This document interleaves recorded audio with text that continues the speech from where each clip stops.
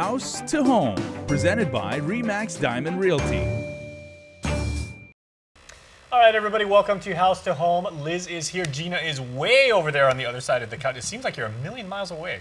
Seems that way. Well, but the information you're going to provide is very, very helpful. And we probably have covered probate a bunch of times. I now have personal experience in the probate process, let's call it, and everything like that. So I was hoping we could talk about like exactly what the best way to go about doing probate is. Most people would say if you have to go through probate, you've already made a mistake because you shouldn't have to.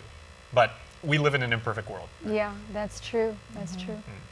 And you're right. What's the best way to get started? Yeah. Yeah. Best way to go through probate? Don't go through probate. Don't go through probate. Exactly, yeah. That's the first advice. Yeah. But if you have to go through probate, what's the best way to get started? And is there a right or wrong way? And I think there is. I've experienced this with some family members and some clients that we're helping. They started probate. They completed the probate process. They closed everything out. The properties were distributed. And then at this point, they're getting ready to sell another piece of property. And when they put the property in the market, I discovered that that property that they put on the market was never included in their probate process. It wasn't listed. And so the question came up, well, how is that possible? It's possible. I mean, keep in mind, when you start probate, something dramatic has occurred. You know, you have a passing of a family member. Maybe things, you know, during that process you forget things, or maybe you just didn't know about it. In this particular case with a family member, they actually didn't know that their father owned this property at the time. You know, they weren't aware of it. It's something that he inherited it through another probate process, but I mean, who knows how it got slipped, but the children didn't know that their parents owned this piece of property. It came up later, and they just assumed, since probate had closed anyway, that all properties when you close probate were included.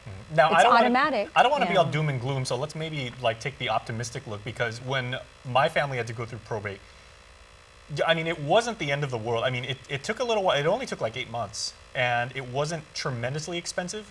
I mean, it just wasn't, you know, this is something you can get done like the next day. So if people are going through probate and everything like that, it's not, you know, again, the end of the world. But Liz, it is a process. Yeah. And what Gina was going over is that when you're ready to go to probate, one of the best things, especially if you don't know all the assets involved, one of the things you could do is go to an escrow company and request that they do a research.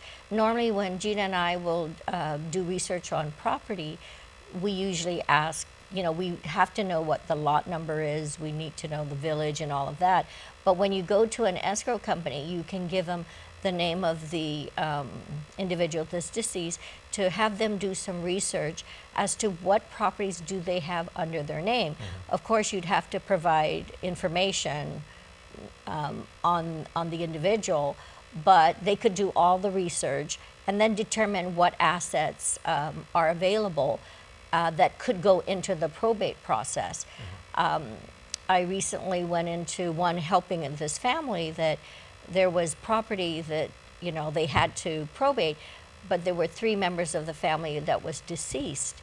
So they had to open probate for each individual member. It's really, it was difficult. Fortunately, they were able to have one attorney do the probate simultaneously for all 3 members. But going back to researching, once you go to probate, if they, let's say they close a probate, as Gina put it, it's difficult to go back again. So it's a 2-step process. And the best thing for people to do is find out what assets are there so that you do the probate one time. You know, and the probate process is dictated by law, of course. The court, there's a process that they have to follow. What are some of the major questions, Gina, that people always have when they have to go to probate?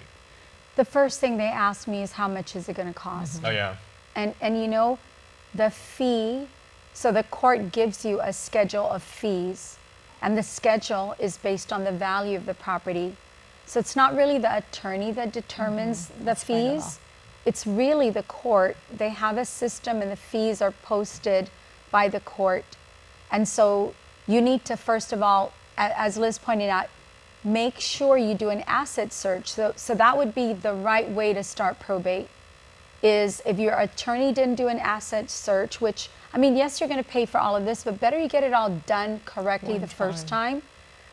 Get the asset search completed so that you know what properties need to be included.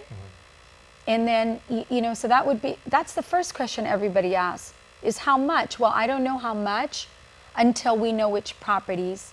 Once we know which properties, then we can have the attorney give you an estimate based on the actual assets, the value of the assets. Okay, and far be it from me to editorialize, but you actually educated this fact with me, Gina, recently.